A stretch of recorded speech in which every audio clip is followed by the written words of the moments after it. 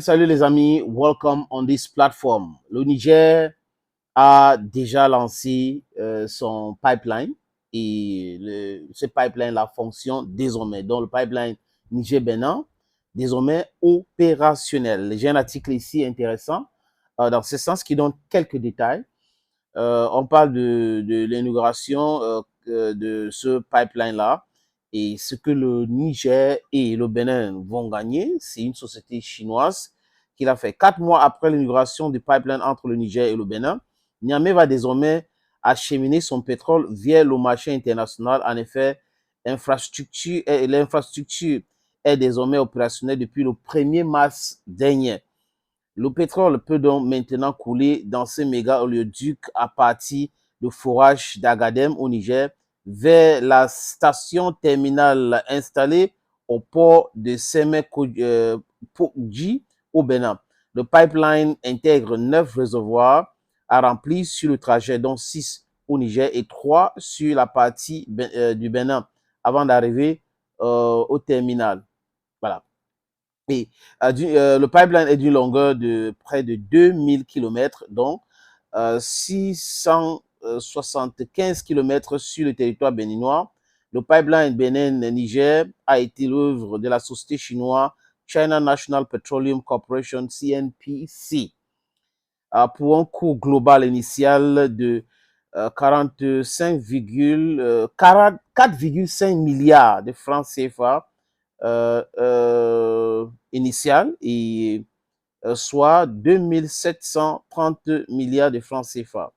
Voilà, c'est voilà là, pour un coût global initial de 4,5 milliards, soit peut-être on voulait parler des yuan là. Bon, il y a des erreurs qui glissent comme ça. Donc 2730 milliards de francs CFA. Ils sont en train de lire là. Et l'article continue, le Bénin, pour parler de ce que le Bénin va toucher dans ce deal, le Bénin touchera des droits de transit et des recettes fiscales importantes en fonction de la quantité exportée.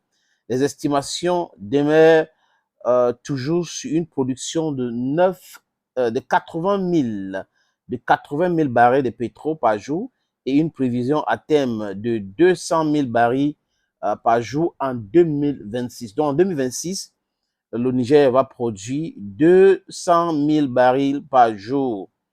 Et on parle maintenant de l'opéralisation de ce projet.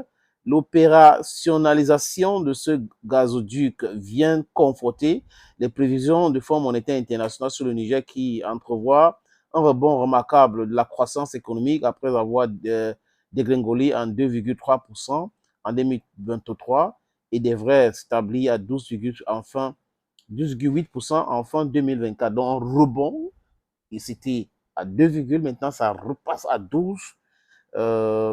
Et l'article à la fin dit, il faut souligner que les sanctions de la CEDEAO étaient pour quelque chose depuis le renversement de Bazoum. En fait, les amis, ils ont dit ce qu'ils ont dit, c'est vrai, ce projet. Si le Niger avait le choix, honnêtement, voilà, c'est mon commentaire. Si le Niger avait le choix, le Niger devait annuler le projet et passer dans un autre pays. Mais bon, ce sont les Chinois qui sont derrière, ils ont financé et autres. Et là, bon, ça reste là. Et le Bénin va gagner, le Niger va aussi gagner quelque chose dedans. C'est l'Afrique qui gagne. Juste pour ajouter que Patrice Talon, ce n'est pas le Bénin. Abdurrahman Tiani, ce n'est pas le Niger. Le Niger, c'est des Nigériens.